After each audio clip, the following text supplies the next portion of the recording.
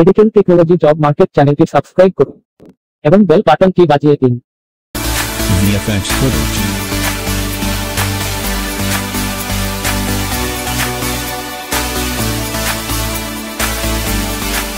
VFX footage.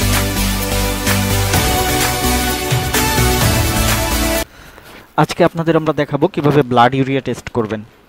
Blood urea test করার জন্য আমরা যে রিয়েজেন্টটা ব্যবহার করতেছি সেটা হচ্ছে র্যান্ডক্সের রিয়েজেন্ট। আপনারা দেখতে পাচ্ছেন র্যান্ডক্সের ব্লাড ইউরিয়া। এখানে দুইটা রিয়েজেন্ট আছে, R1B এবং হচ্ছে R2। র্যান্ডক্সের দুইটা বোতল হয়, R1B এবং R2।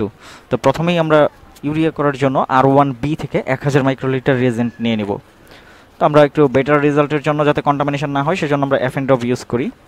তো আমরা প্রথমেই একটা এফ এন ড্রপে R1B নিয়ে নেব 1000 মাইক্রোলিটার। 1000 মাইক্রোলিটার R1B নিচ্ছি। 1000 মাইক্রোলিটার R1B নেওয়ার পর এখন এটার সাথে আমরা 10 মাইক্রোলিটার সিরাম মিক্সড করব। 10 মাইক্রোলিটার সিরাম এই একই এফ এন ড্রপে আমরা মিক্সড করব। 10 মাইক্রোলিটার আমরা সিরাম নিচ্ছি।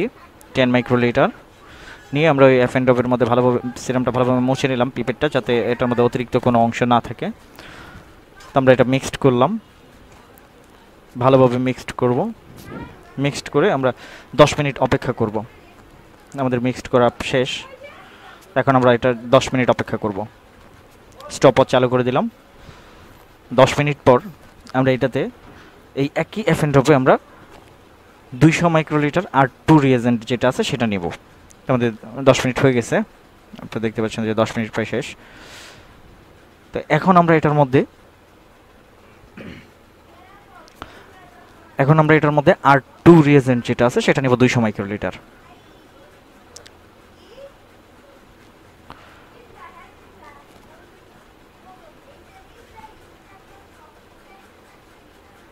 আমরা 200 মাইক্রোলিটার R2 রিয়েজেন্ট নিলাম, নিয়ে এটা ভালোভাবে মিক্সড করব। মিক্সড করার পর আমরা আমাদের মেশিনে যেহেতু ইনকিউবেটর আছে সেহেতু আমরা 37 ডিগ্রিতে 5 মিনিট অপেক্ষা করব। আর যদি আমরা রুম টেম্পারেচার আপনারা অপেক্ষা করতে চান সেক্ষেত্রে আপনাদের 10 মিনিট অপেক্ষা করতে হবে। আমরা যেহেতু মেশিনের ইনকিউবেটরে দিলাম সেহেতু আমাদেরকে 5 মিনিট অপেক্ষা করতে হবে। আমরা 5 মিনিট অপেক্ষা করার পর মেশিন থেকে রিডিংটা নিয়ে নেব।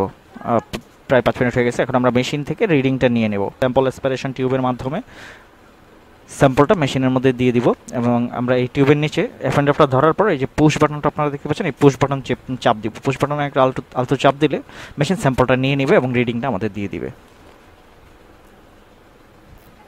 আমরা স্যাম্পলটা খাওয়ালাম। তো আশা করি এখন থেকে আপনারা ব্লাড ইউরিয়া টেস্ট খুব সহজেই করতে পারবেন। ব্লাড ইউরিয়া সম্পর্কিত কোনো প্রশ্ন থাকলে আমাদেরকে কমেন্টে করতে পারেন। আর অবশ্যই আমাদের চ্যানেলটি সাবস্ক্রাইব করবেন এবং আমাদের টিউটোরিয়ালগুলো ভালো লাগলে লাইক, কমেন্ট এবং শেয়ার করবেন।